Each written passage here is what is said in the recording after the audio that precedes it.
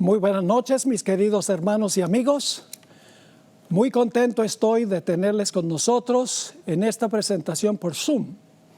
Esperamos que la presentación de hoy sea de consuelo y beneficio espiritual para cada uno. Quiero comenzar con una oración, como siempre hacemos, antes de estudiar. Oremos. Padre Celestial, gracias te damos ahora por el privilegio que tenemos de abrir tu santo libro. Pedimos la presencia de tu Santo Espíritu en este lugar.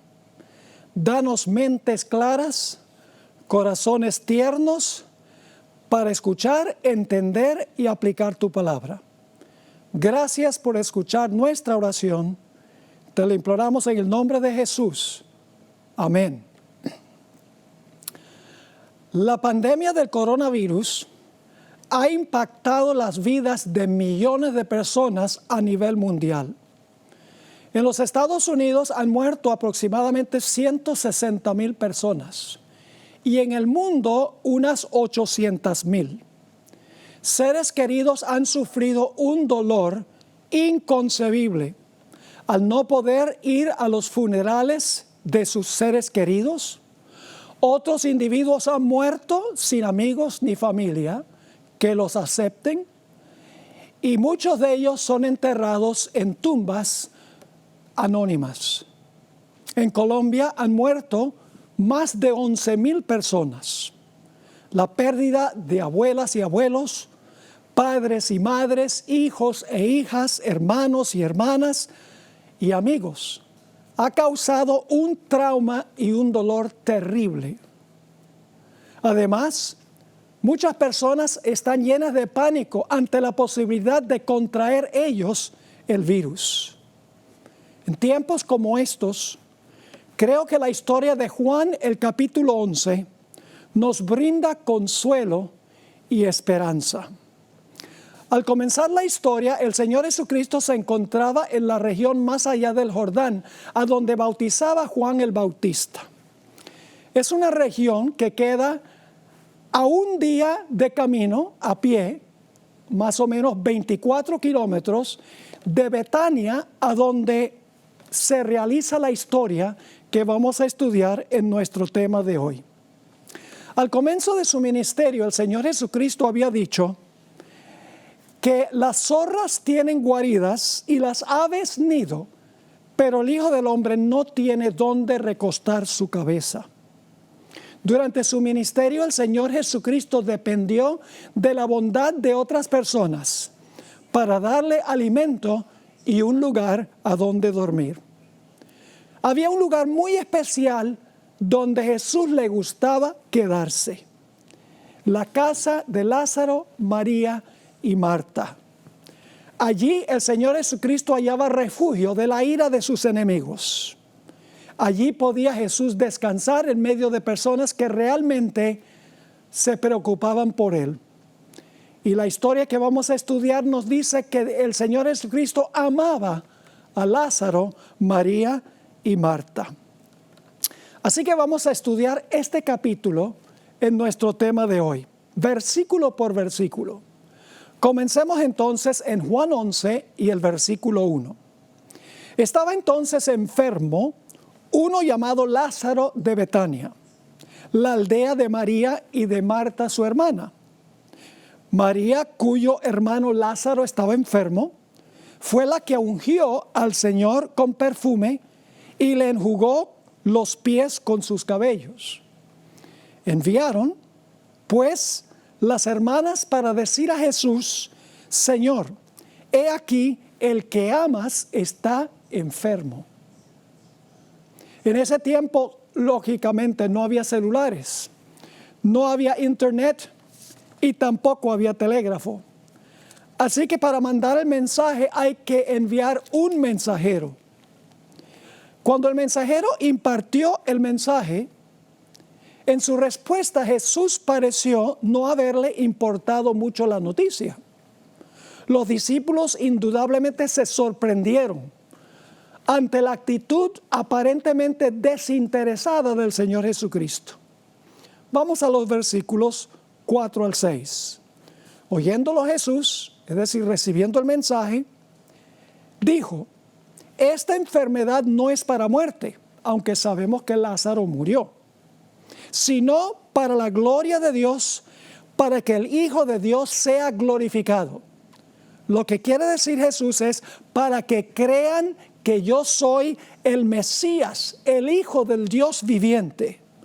A pesar de que había dado muchas evidencias durante su ministerio de que Él era el Mesías, el Hijo del Dios viviente, muchos no creían que Él era el Mesías, y los que creían no entendían todas las implicaciones de lo que significa la palabra Mesías. Así que dice en el versículo 5, y amaba Jesús a Marta, a su hermana y a Lázaro. Cuando oyó pues que estaba enfermo, se quedó 2 días más en el lugar donde estaba. Un acto sorpresivo. Es como si Jesús dijera: yo amo mucho a Lázaro. Lo amo tanto que en vez de ir inmediatamente a su cama, esperemos un par de días acá. Los discípulos esperaban indudablemente que Jesús partiera inmediatamente para Betania para ver al amigo a quien amaba. Pero no fue así. En el libro El deseo de todas las gentes, página 484, encontramos que aún durante los 2 días, el Señor Jesucristo ni siquiera mencionó el nombre de Lázaro. Dice así en la página 484: durante aquellos 2 días, Cristo pareció haberse olvidado del mensaje, porque no habló de Lázaro. Así que los discípulos están perplejos con la reacción de Jesús. Vamos ahora al versículo 7. Luego, después de esto, es decir, después de los 2 días, dijo a los discípulos: vamos a Judea otra vez. A los discípulos no les gustó esa idea. En el versículo 8 dice: le dijeron los discípulos: Rabí, ahora procuraban los judíos apedrearte, y otra vez vas allá. ¿Quieres volver a donde te querían apedrear? Judea era el lugar donde los líderes espirituales más odiaban al Señor Jesucristo. Es más, en el capítulo 8, que son 3 capítulos antes del que estamos estudiando, Jesús había dicho: antes que Abraham fuese, yo soy, identificándose como el que estaba en la zarza ardiente. Y dice que los judíos recogieron piedras para apedrearlo. En Juan, el capítulo 10 y el versículo 30, el capítulo anterior, el Señor Jesucristo había dicho: yo y el Padre uno somos. Nuevamente los judíos recogieron piedras allá en Judea para apedrear al Señor Jesucristo. Ahora, la respuesta de Jesús a la preocupación de los discípulos parece ser medio extraña. Ahora, antes de leer la respuesta de Jesús, cuando ellos dijeron: allá te trataron de apedrear, no es buena idea ir allá. Antes de leer el versículo 9, quiero mencionar que el Señor Jesucristo durante su vida terrenal tenía un calendario de eventos que había sido elaborado entre Él y el Padre en los siglos de la eternidad. Cada evento de la vida del Señor Jesucristo estaba ya planificada de antemano. Por eso el Señor Jesucristo usó repetidas veces la expresión: aún no ha llegado mi hora. Noten en El deseo de todas las gentes, página 121, el comentario sobre este calendario de Jesús. Dice allí, en explicación de la frase aún no ha venido mi hora, lo siguiente: las palabras aún no ha venido mi hora indican que todo acto de la vida terrenal de Cristo se realizaba en cumplimiento del plan trazado desde la eternidad. Antes de venir a la tierra, el plan estuvo delante de Él, perfecto en todos sus detalles. Cada evento de la vida de Jesús ya estaba planificado. Pero cuando Jesús estuvo en la tierra no podía ver todo el plan como en el cielo. Tenía que esperar que su Padre le revelara de día en día cuál era el plan para ese día. Termina la cita diciendo: pero mientras andaba entre los hombres, era guiado paso a paso por la voluntad del Padre. En el momento señalado, es decir, en el plan, no vacilaba en obrar.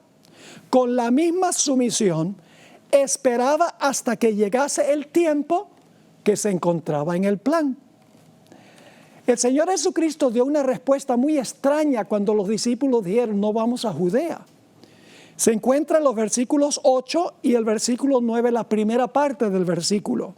Dice allí en el versículo 8, repitiendo lo que leímos hace unos momentos, le dijeron los discípulos, Rabí, ahora procuran los judíos apedrearte y otra vez vas allá.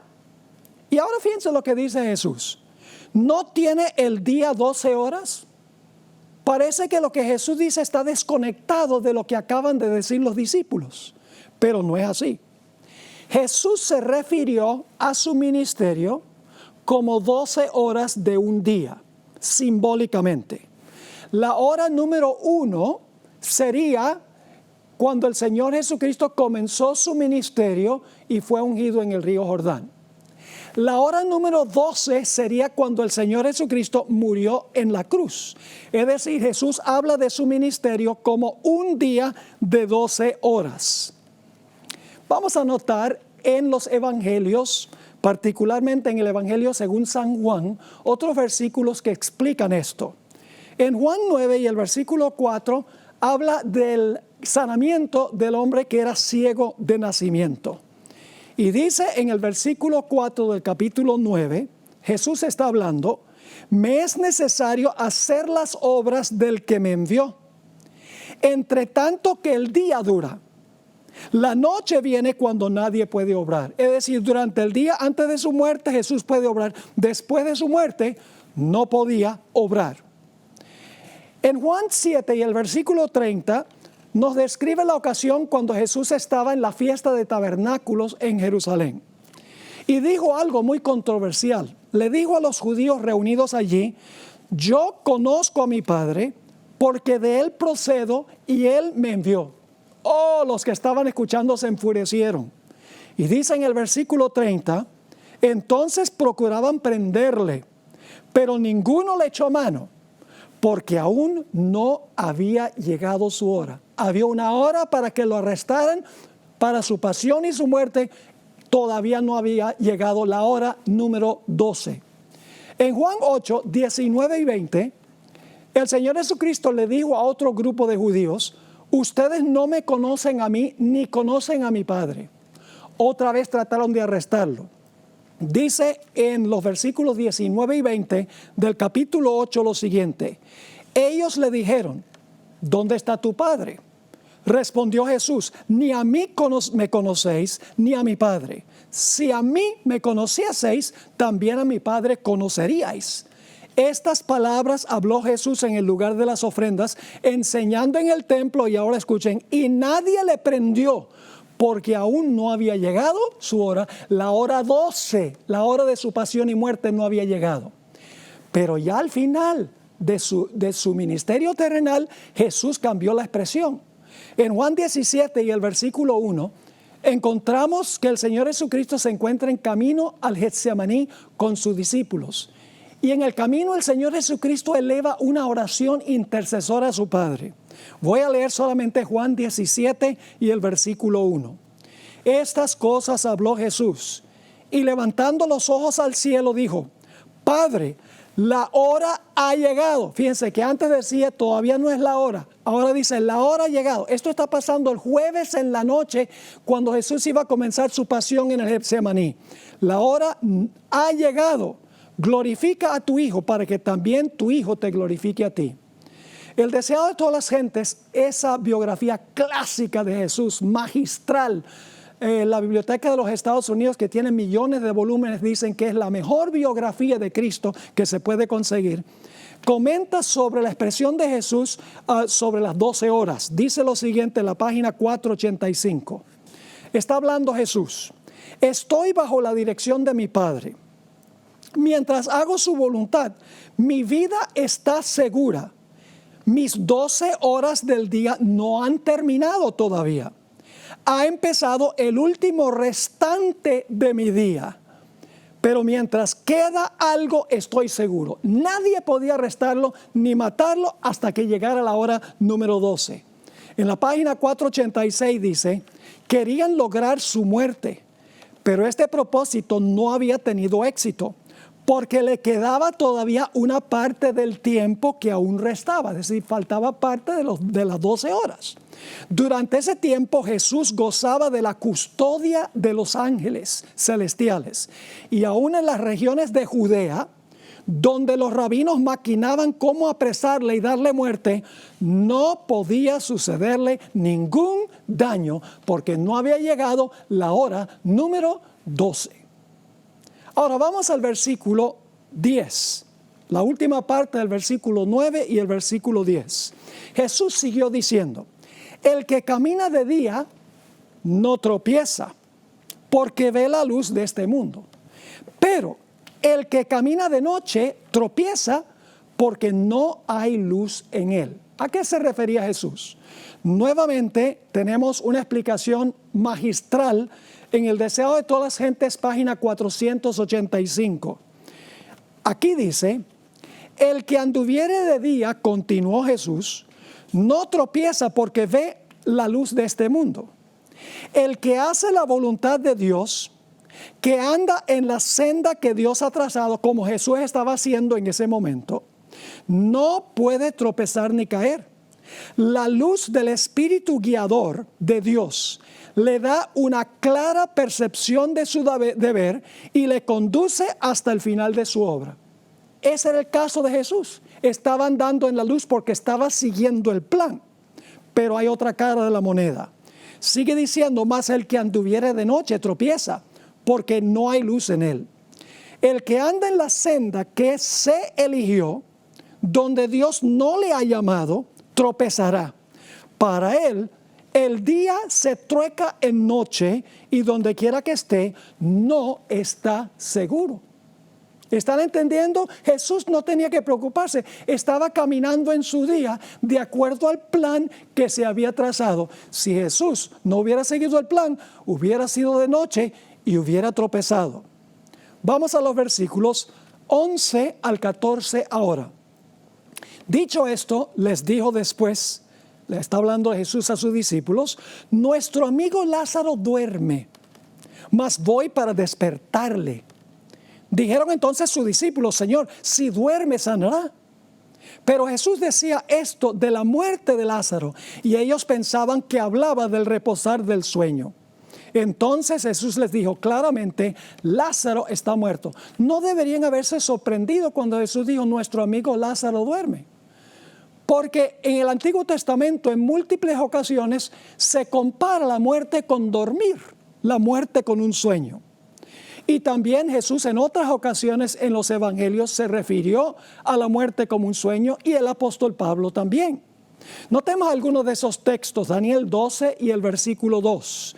Dice: y muchos de los que duermen en el polvo de la tierra serán despertados, unos para vida eterna y otros para vergüenza y confusión perpetua. Fíjense que hay personas que duermen en el polvo de la tierra que van a ser despertados, es decir, van a resucitar. Lucas 8, 52 y 53 describe la resurrección de la hija de Jairo, y dice lo siguiente: y lloraban todos y hacían lamentación por ella. Pero él dijo: no lloréis, no está muerta, sino que duerme. Y los que estaban presentes, judíos, que deberían haber sabido lo que quiso decir Jesús, dice en el versículo 53, y se burlaban de él, sabiendo que estaba muerta. Nuevamente me deja perplejo esto, porque más de 50 veces en la Biblia dice que la muerte es como dormir, la muerte es como un sueño. También podemos mirar la experiencia del martirio de Esteban. Se encuentra registrado en Hechos 7, 59 y 60, a donde dice lo siguiente: y apedreaban a Esteban, mientras él invocaba y decía: Señor Jesús, recibe mi espíritu. Y puesto de rodillas, clamó a gran voz: Señor, no les tomes en cuenta este pecado. Y habiendo dicho esto, durmió. Qué bonito eso. Esteban se durmió. Y cuando Cristo venga, Cristo lo va a despertar. La muerte es como dormir. Eso es lo que Jesús estaba diciendo de su amigo Lázaro. Un texto más que habla sobre la muerte como dormir. Primera de Tesalonicenses 4, 15 y 16 y también el versículo 17. Por lo cual, os decimos esto en palabra del Señor, que nosotros que vivimos, que habremos quedado hasta la venida del Señor, no precederemos a los que durmieron. Es decir, los vivos no van a ir al cielo antes de los que murieron. Sigue diciendo, porque el Señor mismo con voz de mando, con voz de arcángel y con trompeta de Dios descenderá del cielo y los muertos en Cristo resucitarán primero. Fíjense que durmieron y ahora van a resucitar.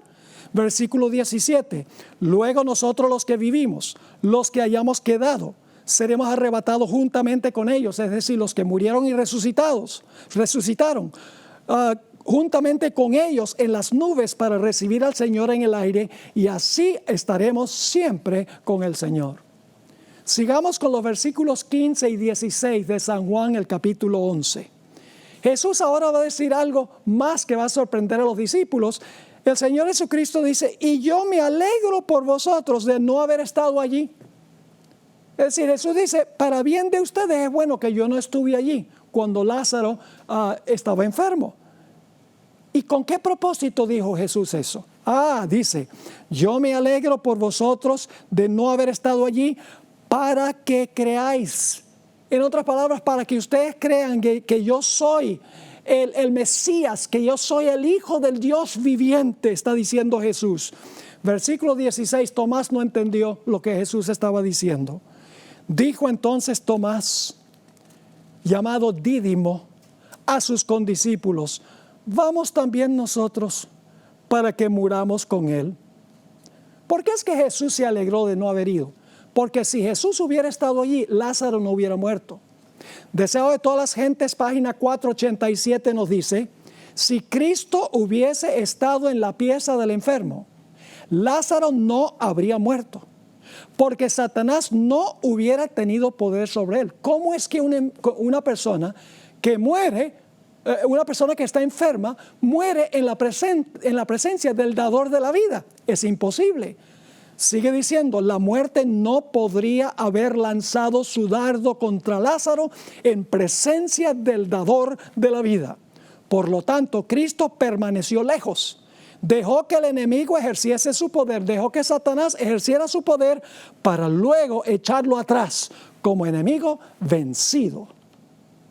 Ahora vamos a encontrar en el versículo 17 hasta el versículo 26 que el Señor Jesucristo se encuentra con Marta, una de las hermanas de Lázaro.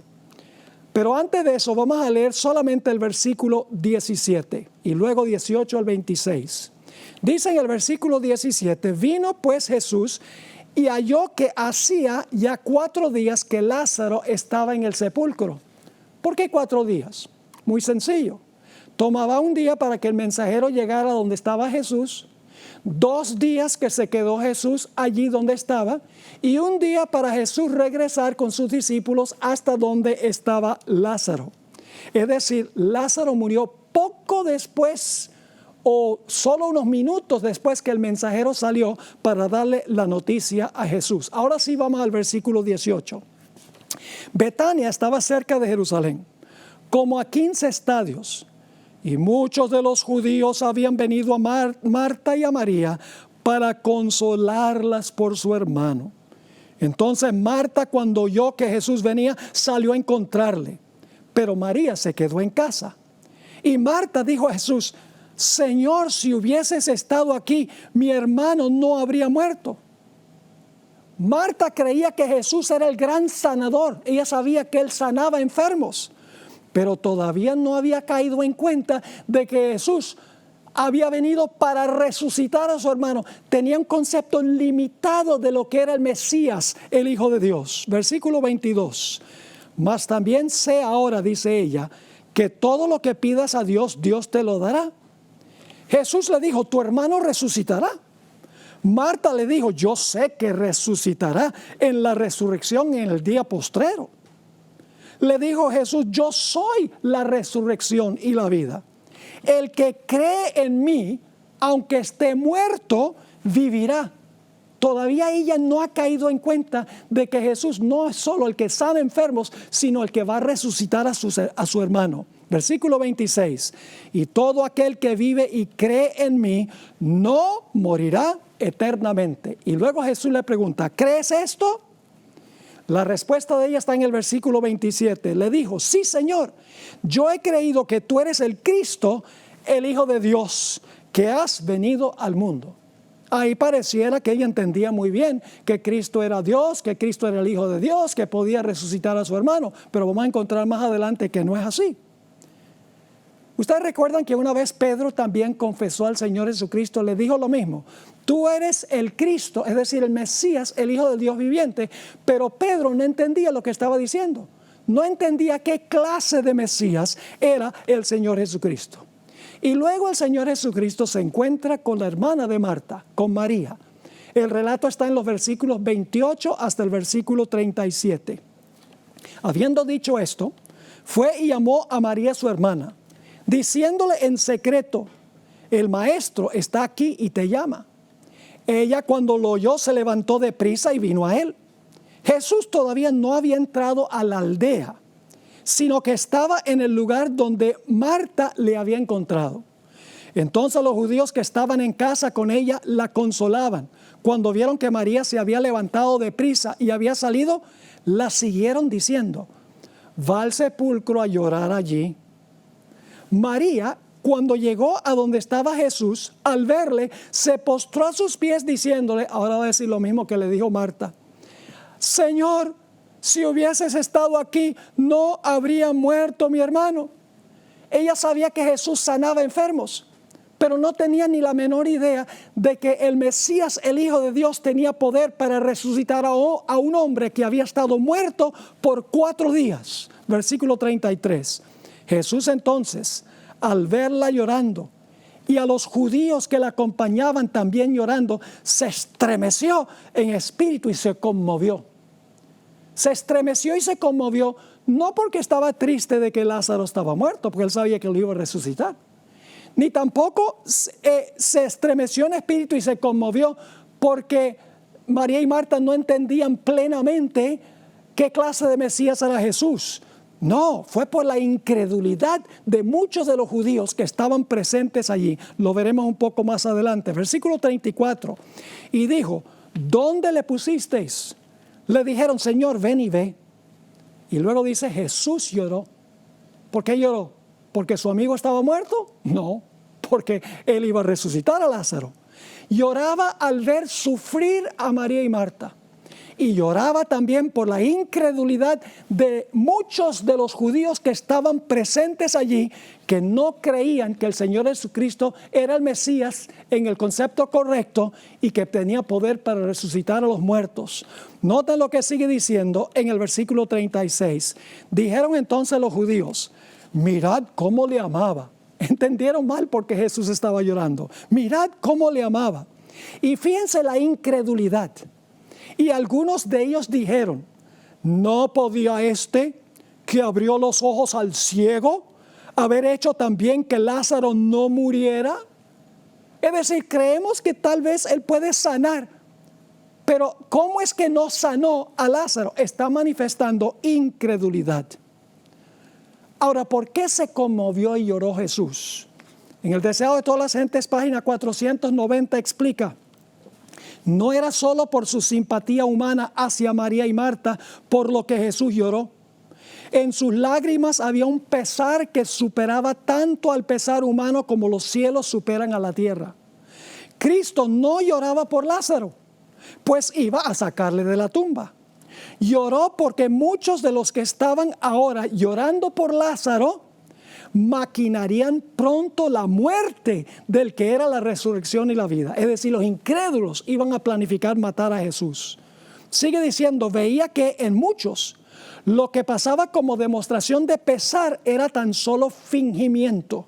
Sabía que algunos de los del grupo que manifestaban ahora un llanto hipócrita estarían antes de mucho maquinando la muerte, no solo del poderoso obrador de milagros, es decir, de Jesús, sino del que iba a ser resucitado de los muertos. Así que el Señor Jesucristo ahora llega al sepulcro. En el versículo 38 y la primera parte del versículo 39 dice, Jesús, profundamente conmovido otra vez.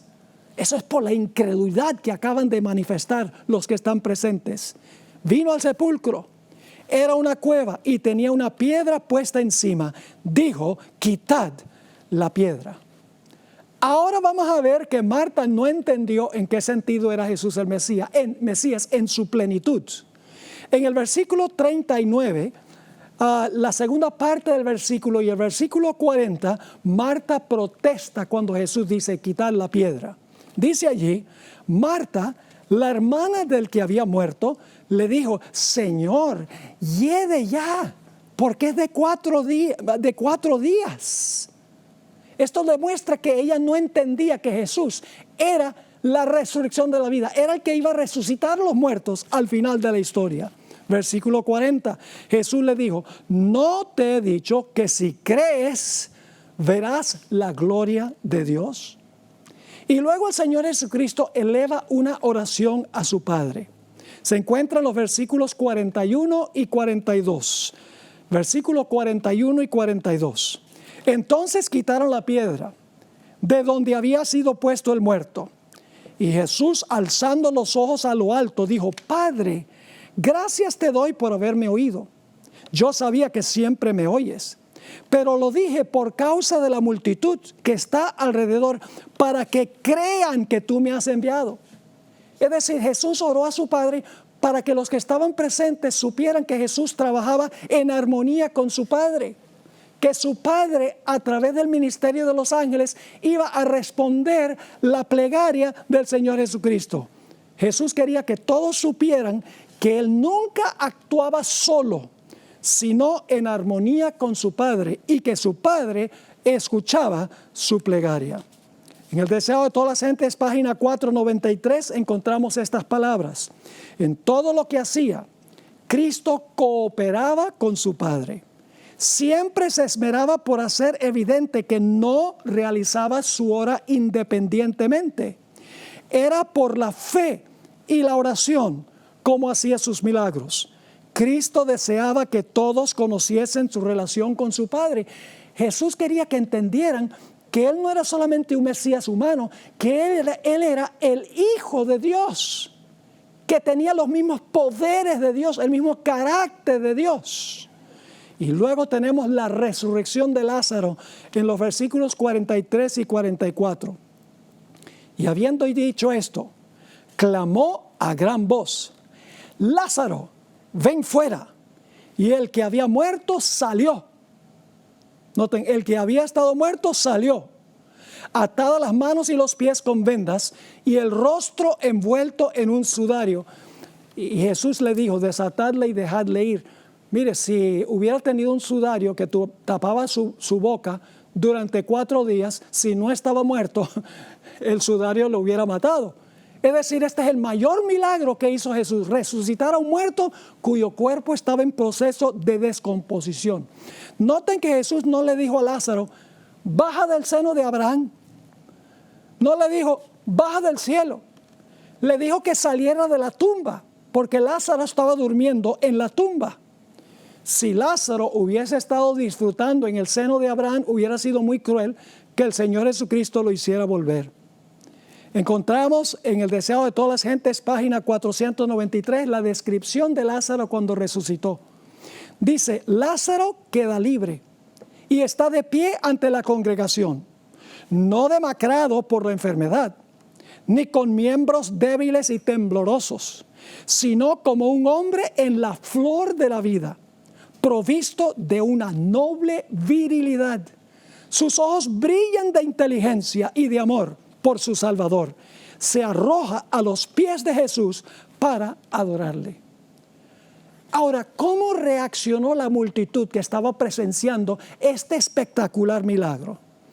El versículo 45 nos dice, entonces muchos de los judíos, no todos, muchos de los judíos que habían venido para acompañar a María, vieron lo que hizo Jesús y creyeron en Él. Muchos creyeron que Jesús era el Mesías. vieron el milagro y dijeron, verdaderamente este es el Mesías, el Hijo de Dios. Pero los fariseos y los saduceos, los líderes, dijeron, no vamos a creer.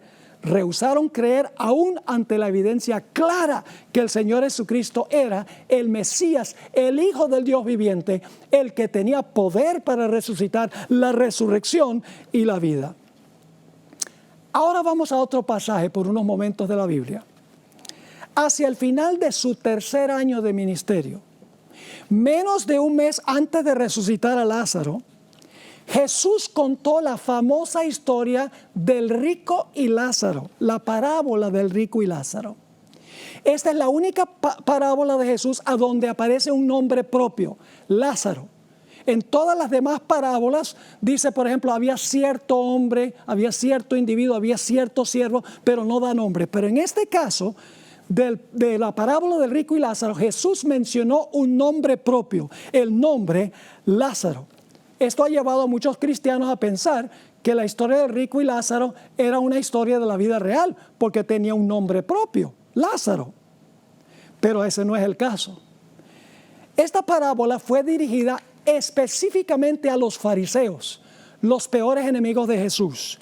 Dice en Lucas 16 y el versículo 14 antes de la parábola, y oían también todas estas cosas los fariseos, que eran avaros y se burlaban de él.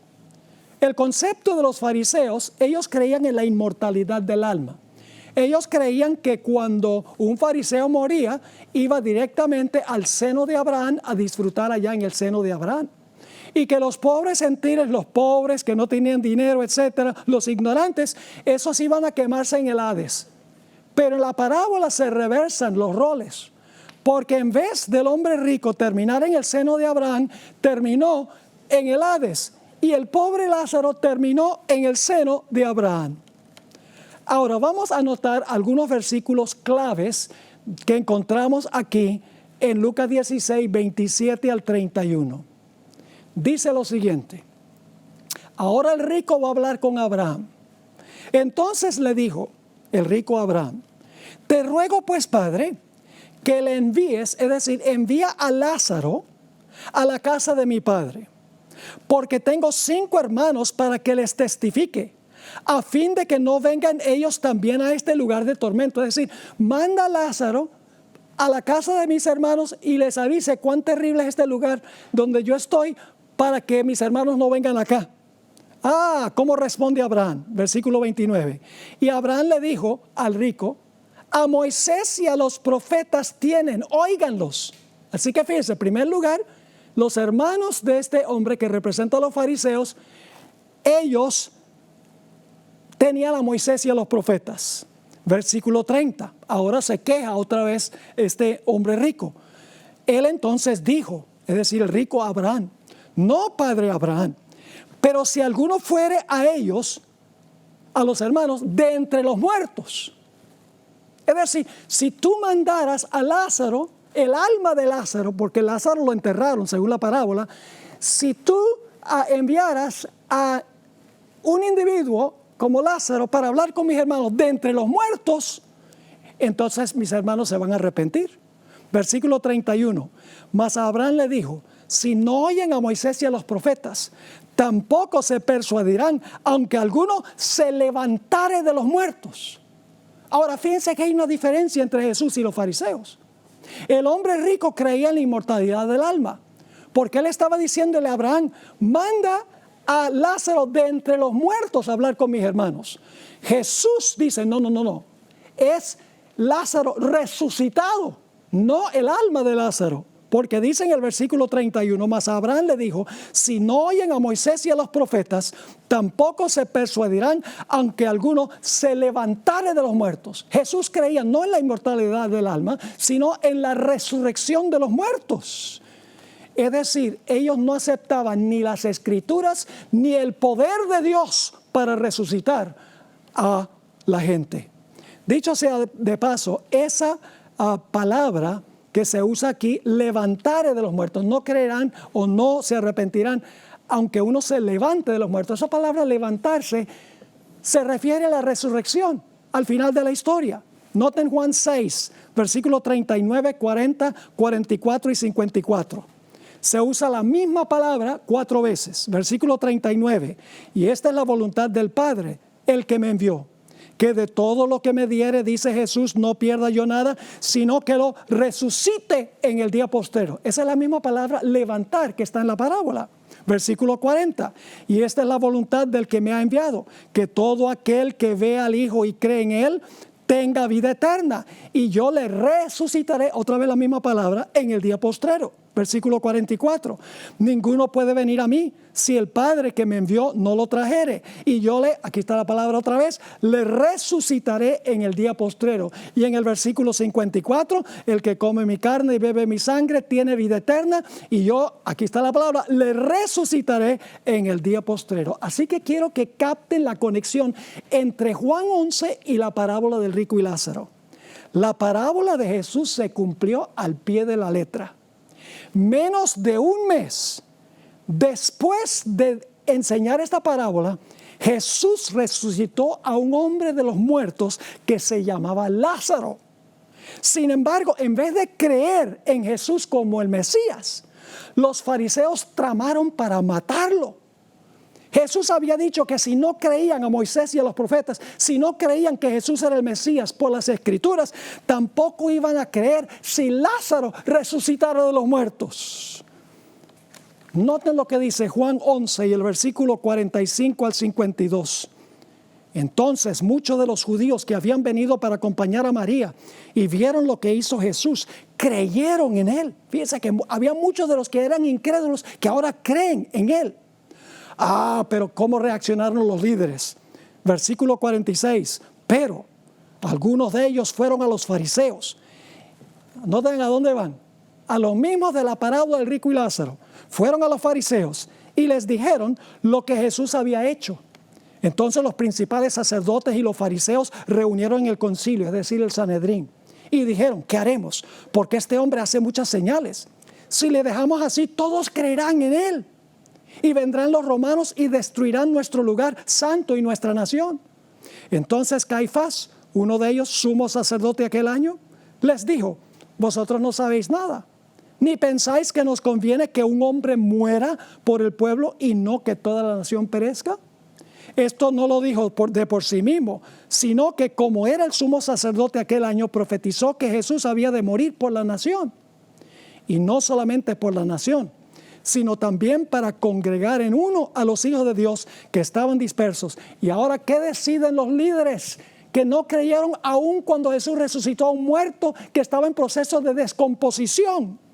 Dice así que desde aquel día acordaron matarle. Pero no solamente acordaron matar a Jesús, sino también a Lázaro. Noten Juan 12, el siguiente capítulo y el versículo 9 al 11. Gran multitud de los judíos supieron entonces que Él estaba allí, que Jesús estaba allí, y vinieron, no solamente por causa de Jesús, sino también para ver a Lázaro, a quien había resucitado de los muertos. Versículo 10, pero los principales sacerdotes acordaron dar muerte también a Lázaro, porque a causa de él muchos de los judíos se apartaban y creían en Jesús. Ahora necesitamos examinar otro pasaje de la Escritura relacionado con Juan 11 y la historia del rico y Lázaro. Hablemos un poco de los saduceos, los teólogos liberales de la época de Jesús. Dicen el deseo de todas las gentes 5:55, y Josefo también lo dice, el historiador judío. Los saduceos negaban la existencia de los ángeles, la resurrección de los muertos y la doctrina de una vida futura, con sus recompensas y castigos. En todos estos puntos diferían de los fariseos. Es decir, los saduceos no creían en la resurrección de los muertos, creían que cuando una persona muere, ahí se terminó todo.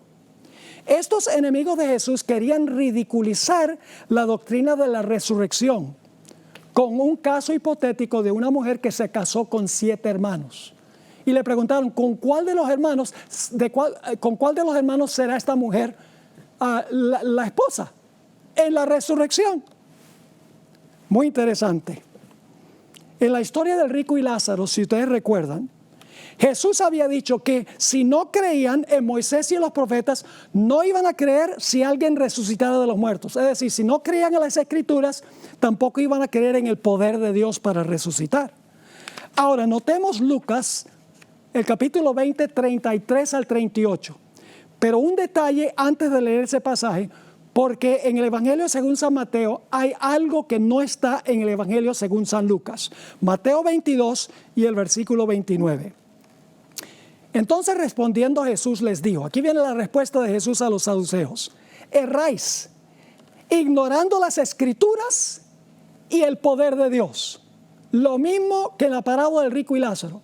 Ignoran las Escrituras y el poder que tiene Dios para resucitar a un muerto. Ahora sí, notemos lo que dijo Jesús en Lucas 20, 33 al 38. Entonces respondiendo Jesús les dijo: los hijos de este siglo se casan y se dan en casamiento, mas los que fueren tenidos por dignos de alcanzar aquel siglo y la resurrección de entre los muertos, ni se casan ni se dan en casamiento, porque no pueden ya más morir, pues son iguales a los ángeles y son hijos de Dios, al ser hijos de la resurrección. Pero en cuanto a que los muertos han de resucitar, aún Moisés enseñó en el pasaje de la zarza, cuando llama al Señor Dios de Abraham, Dios de Isaac y Dios de Jacob. Porque Dios no es Dios de muertos, sino de vivos. Pues para Él, es decir, para Dios, todos viven. Es decir, para Dios, Abraham, Isaac y Jacob estaban vivos en ese momento cuando Jesús dijo estas palabras. Y ustedes dicen, pero entonces, ¿qué estaba vivo de Abraham, Isaac y Jacob? ¿Las almas de Abraham, Isaac y Jacob y los cuerpos estaban en el sepulcro? No. ¿Cómo explicamos esto? Recuerden, la parte clave es al final del versículo 38, donde dice Jesús, porque para Él, es decir, para Dios, todos viven. Es decir, para Dios, Abraham, Isaac y Jacob vivían. Quiero leerles una cita espectacular del Deseado de todas las gentes, 558. Dios no es Dios de muertos, sino de vivos. Dios cuenta las cosas que no son como si fuesen. Él ve el fin desde el principio y contempla el resultado de su obra como si estuviese ya terminada. Los preciosos muertos desde Adán hasta el último santo que muera oirán la voz del Hijo de Dios y saldrán del sepulcro para tener vida inmortal. Dios será su Dios y ellos serán su pueblo. Habrá una relación íntima y tierna entre Dios y los santos resucitados. Esta condición que se anticipa en su propósito, se anticipa en el propósito de Dios, es contemplada por Él como si ya existiese. Es decir, la resurrección de los muertos, al final, Dios lo contempla como si ya sucedió. Y luego ella cita la última parte que leímos de Lucas 20, el versículo 38, a donde dice, para Él los muertos viven. Para los seres humanos que estamos atados al tiempo, aquello que ha sido y aquello que será son dos cosas distintas. Lo que ha sido sucedió en el pasado y lo que será está aún en el futuro. Pero Dios no está atado al tiempo como nosotros. Para Dios, tanto el pasado como el futuro son presentes. Dios vive en un eterno presente. Es decir, en la mente de Dios las cosas existen antes que existan. Aun cuando el tiempo es importante para Dios, en contraste con nosotros, Él vive en un eterno presente. Por eso en la Biblia se le llama a Dios el gran yo soy. No se le llama el gran yo fui y el gran yo seré. Es el gran yo soy. En la matutina, a fin de conocerle, para el 6 de enero, encontramos la siguiente cita. Yo soy significa una presencia eterna. El pasado, el presente y el futuro son iguales para Dios. Él ve los acontecimientos más remotos de la historia pasada y el futuro, lejano, con una visión tan clara como nosotros vemos las cosas que suceden diariamente. Ahora la Biblia nos da un ejemplo de esto. El ejemplo se encuentra en el caso de Abraham. Antes que naciera Isaac, Dios le dijo a Abraham que Él lo había hecho padre de muchas naciones. No dijo te voy a hacer. Dijo te he hecho padre de muchas naciones. Pero Abraham no era padre de muchas naciones todavía. Ni siquiera había nacido su hijo Isaac. Vamos a Génesis 17 y el versículo 4 y 5. Aquí Dios está hablando a Abraham. He aquí, mi pacto es contigo. Y ahora Dios habla desde la perspectiva temporal de Abraham. He aquí, mi pacto es contigo y serás padre de muchedumbre de gentes. Ese es desde la perspectiva de Abraham. Versículo 5. Y no se llamará más tu nombre Abraham, sino que será tu nombre Abraham, porque te he puesto por padre de muchedumbre de gentes. Note que Dios no dice te voy a poner. Esa es la perspectiva de Abraham. Dios dice yo te he puesto por padre de muchedumbre de gentes. Y ustedes dirán, bueno pastor, ¿quién sabe si su interpretación es correcta? Pues el apóstol Pablo dice que sí. Vamos a Romanos el capítulo 4 y el versículo 16 y 17, a donde el apóstol Pablo cita este pasaje de Génesis 17. Dice ahí en Romanos 4 y el versículo 16 y 17, como está escrito, te he puesto, no te pondré, te he puesto por padre de muchas gentes delante de Dios, a quien creyó, el cual da vida a los muertos y llama a las cosas que no son como si fuesen. Es decir, todavía Abraham no era padre, pero Dios considera lo que no es como si ya fuera. Permítame leerles un par de citas que encontramos en otras versiones. La versión en inglés, yo la traduje, The Living Bible, la Biblia viviente, dice, Dios se refiere a los eventos del futuro con tanta certeza como si ya hubiesen ocurrido en el pasado. Y la nueva versión internacional en español dice, así que Abraham creyó en el Dios que da vida a los muertos y que llama las cosas que no son como si ya existieran. El gran comentarista presbiteriano Albert Barnes escribió este comentario sobre esta idea de que para Dios los muertos viven, porque Él vive en un presente. Dios no tiene que esperar hasta que resuciten Abraham, Isaac y Jacob. En la mente de Dios ya es un hecho. Nosotros es difícil entender eso porque nosotros somos temporales, pero Dios es eterno. Noten lo que escribió este comentarista. Es decir, aquellas cosas que Dios predice y promete son tan ciertas de tal modo que puede hablar de ellas como si ya existiesen. De modo que en el caso de Abraham, en vez de meramente prometer que lo haría padre de muchas naciones, habló como si ya hubiese ocurrido diciendo, te he puesto. En su propia mente o propósito, así lo había constituido. Y era tan cierto que ocurriría que podía hablar como si ya lo hubiese hecho. Por esa razón es que en el libro de Apocalipsis nos dice que Cristo es el Cordero inmolado desde la fundación del mundo. Dios no tuvo que esperar hasta el viernes del año 31 para la muerte de Cristo, porque Dios vive en un eterno presente. En Apocalipsis, el capítulo 13 y el versículo 8 dice, a la bestia la adorarán todos los habitantes de la tierra, aquellos cuyos nombres no han sido escritos en el libro de la vida, el libro del Cordero, que fue sacrificado desde la creación del mundo. Eso lo dice la Biblia. Porque Dios vive en un eterno presente. Dios es el gran yo soy. Cuando Jesús dijo que Dios no es Dios de muertos, sino de Dios de vivos, no es que las almas de Abraham, Isaac y Jacob estaban viviendo fuera del cuerpo en ese tiempo.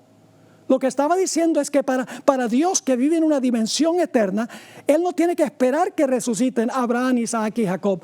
Él lo ve y lo considera como presente en su marco de pensamiento. Ahora, Elena White escribió en su diario, porque ella guardaba un registro de su diario, el 15 de marzo de 1891 escribió lo siguiente: el ministerio de los hombres y las mujeres, ya existía en la mente de Dios antes que creara el mundo. Es un concepto que nos es difícil entender porque nosotros estamos atados al tiempo. Nosotros somos prisioneros del tiempo. Para nosotros hay pasado, hay presente y hay futuro. Pero Dios vive en un eterno presente. Por eso Él dijo, yo soy el que soy. Es decir, que los muertos que no han resucitado todavía, los muertos en Cristo, sabemos a ciencia cierta, absolutamente seguro que van a resucitar, porque para Dios en su marco ya resucitaron. ¡Qué cosa tan extraordinaria! Pero la Biblia nos dice que solo un grupo va a resucitar a resurrección de vida. Y son aquellos que están en Cristo Jesús. Note nuevamente Primera de Tesalonicenses, el capítulo 4. Primera de Tesalonicenses, el capítulo 4. Hay unas dos palabritas ahí muy importantes. Dice allí, en el capítulo 4 y el versículo 15 nuevamente, por lo cual os decimos esto en palabra del Señor, que nosotros que vivimos, que habremos quedado hasta la venida del Señor, no precederemos a los que durmieron. Porque el Señor mismo con voz de mando, con voz de arcángel y con trompeta de Dios descenderá del cielo. Y los muertos, ¿qué clase de muertos? Los muertos en Cristo resucitarán primero. Es decir, los que van a resucitar en la segunda venida son los que murieron en Cristo. Y ahora viene la pregunta clave. ¿Cómo llegamos a estar en Cristo? ¿En qué momento llegamos a estar en Cristo? Tenemos un tema que vamos a trazar, no el siguiente, sino el que viene después, donde vamos a hablar de esta ceremonia que la Biblia menciona, la ceremonia del bautismo. Es en el bautismo en que nosotros nos incorporamos a Jesús. En el momento en que estamos en Cristo, llegamos a estar en Él, incorporados en Él. Note nuestro último texto, Gálatas 3, 26 y 27. Pues todos sois hijos de Dios por la fe en Cristo Jesús. Porque todos los que habéis sido bautizados en Cristo, de Cristo estáis vestidos. Así que en el momento del bautismo nos incorporamos en la experiencia de Jesús. En ese momento estamos en Cristo. Y si perseveramos en Él, no tenemos que preocuparnos por la muerte. No tenemos que tenerle terror a la muerte, miedo a la muerte. Porque la muerte será solamente un sueño. Será solamente dormir un poco más largo que lo que dormimos en la noche. Porque tenemos la certeza, y Dios en su concepto, en su perspectiva, para Él ya sucedió. Lo puede garantizar que cuando Él venga, cuando Cristo venga, Él va a resucitar a los que murieron en Cristo Jesús. Qué gloriosa promesa que debemos compartir con todos los que están sufriendo hoy por causa del coronavirus. Que hay esperanza, que Cristo es la resurrección de la vida y pronto vendrá para resucitar a los suyos.